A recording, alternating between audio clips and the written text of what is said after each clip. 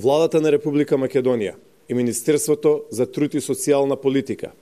треба да одговорат зошто ја менуваат стратегијата на Република Македонија во делот на мигранти, бегалци и странци, со која што Република Македонија од транзитна земја станува земја за траен предстој на голем број на луѓе кои што ќе дојдат во Република Македонија и со измените кои што ги предлага владата во својата стратегија, со измените што ги предлага Министерството за труд и социјална политика,